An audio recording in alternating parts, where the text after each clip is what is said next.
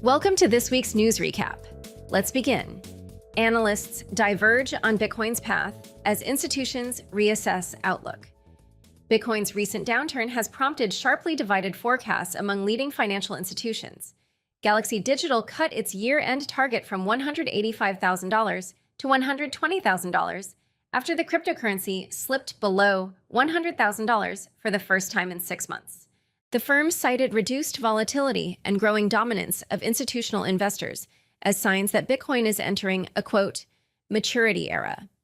Alex Thorne, Galaxy's head of research, blamed October's 400,000 BTC whale sell-off and a $20 billion liquidation cascade for dampened sentiment. At the same time, ARK Invest CEO Cathie Wood revised her long-term bull case downward by $300,000, acknowledging that stablecoins are absorbing some of the real-world use cases her firm once envisioned for Bitcoin. Quote, "Stablecoins are usurping part of the role that we thought Bitcoin would play," Wood told CNBC, noting their rapid rise across emerging markets. In contrast, JPMorgan analysts foresee renewed upside, projecting Bitcoin could climb to around $170,000 within 6 to 12 months.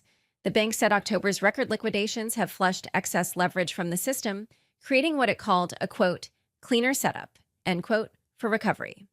Their model, which compares Bitcoin's volatility to gold, suggests a 67% upside potential if market stability persists.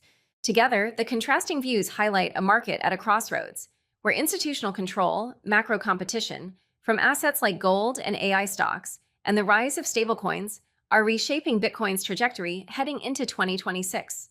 Balancer hack drains $116 million. Decentralized exchange. Balancer suffered one of 2025's largest DeFi exploits on Monday, with over $116 million drained from its V2 stable and composable stable pools. Blockchain data showed stolen assets, including 6,850 OS ETH, 6,590 WETH, and 4,260 WS ETH, transferred to a new wallet. The Balancer team confirmed the breach, paused affected pools, and offered a 20% white hat bounty for the fund's return. An emergency hard fork was also executed on the Berachain network to recover compromised assets. A preliminary post-mortem later attributed the hack to a flaw in Balancer's rounding function, which the attacker manipulated alongside flash loans to convert internal credits into real withdrawals. According to security firm Cybers, it was one of the most sophisticated on-chain attacks to date. The incident sparked debate across the crypto industry. Some analysts called the breach, quote, a serious warning, end quote, for decentralized finance, while others argued it underscored the inherent risks of smart contract investing. Despite Balancer undergoing more than 10 security audits, critics questioned their effectiveness, warning that, quote, audited by X means almost nothing, end quote. The protocol's total value locked dropped nearly 50% within 24 hours, reflecting shaken confidence even among veteran DeFi users. Metaplanet leverages $100 million Bitcoin loan to expand holdings. Tokyo-based Metaplanet has secured a $100 million loan backed by its existing Bitcoin reserves to finance additional crypto purchases and share buybacks. The company, often called, quote, Asia's MicroStrategy, end quote, used its 30,823 BTC, worth about $3.5 billion, as collateral under what it described as a, quote, conservative loan structure, though specific terms were not disclosed. The move aligns with Metaplanet's aggressive accumulation goal of holding 210,000 BTC by 2027, roughly 1% of Bitcoin's total supply. Funds may also support its 75 billion yen, $500 million share repurchase plan, initiated after the company's net asset value briefly fell below market parity last month. While the strategy underscores Metaplanet's deep conviction in Bitcoin, it could expose the firm to heightened risk if market volatility intensifies. Credit rating agencies have already flagged such concentration as a concern. Quote, we remain fully committed to our Bitcoin strategy, the company said in its filing. Ripple raises $500 million. Amid questions over valuation, Ripple Labs has raised $500 million in a new funding round that values the company at $40 billion, drawing participation from major investors, including Brevin Howard, Citadel Securities affiliates, Marshall Wace, Galaxy Digital, and Pantera Capital. The raise comes as Ripple expands aggressively, acquiring custody firm Palisade, prime brokerage Hidden Road, and stablecoin platform Rail, while its RLUSD stablecoin recently surpassed $1 billion in circulation. However, industry observers told Unchained the deal may have less to do with Ripple's operations and more with access to its vast XRP reserves. The company holds nearly 35 billion XRP, worth about $80 billion at current prices, leading some analysts to describe the investment as, quote, buying discounted XRP through equity. Despite Ripple's large balance sheet, its blockchain network generates under $200,000 a month in fees, raising questions about XRP's intrinsic value. Investors may view Ripple as a, quote, digital asset treasury, end quote, play rather than a traditional fintech bet.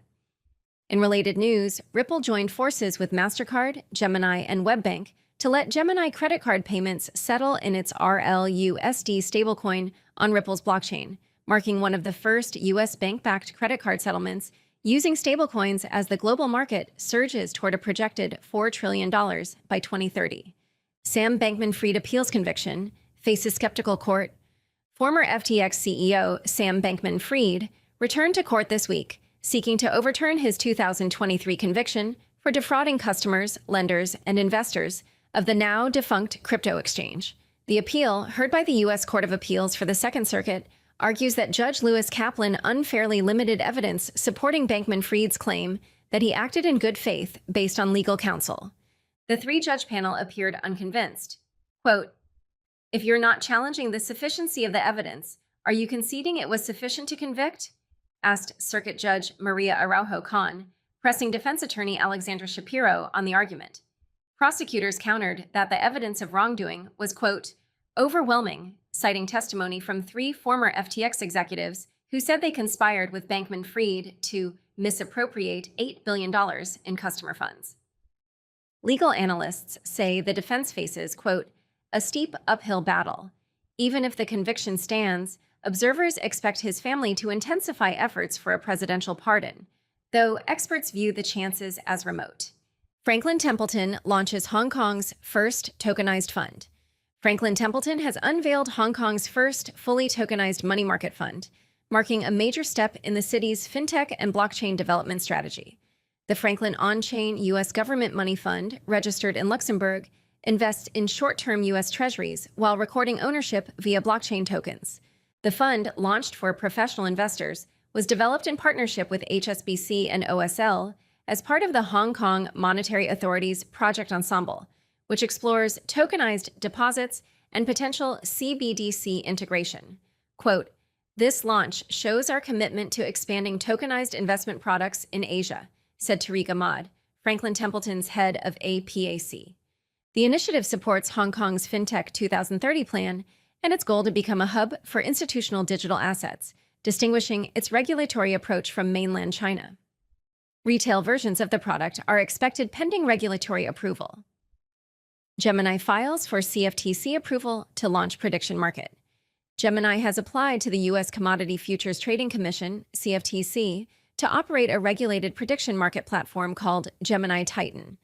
The exchange's filing seeks approval to run a designated contract market for event-based derivatives covering economic, political, and sports forecasts. The move comes as prediction markets such as Kalshi and Polymarket report record activity, surpassing $2 billion in weekly volume. Bloomberg reported that Gemini plans to offer the service directly rather than through partners, signaling a strategic shift toward institutional clients. The exchange, owned by Cameron and Tyler Winklevoss, faces mounting financial pressure since its September IPO. Shares have fallen nearly 50%, and Gemini reported a $282 million loss in the first half of 2025 as revenue and retail activity declined. Unchained is produced by Laura Shin, with help from Juan Aranovich, Margaret Curia, and Pam Majumdar. The weekly recap was written by Juan Aranovich and edited by Stephen Ehrlich. Thanks for listening.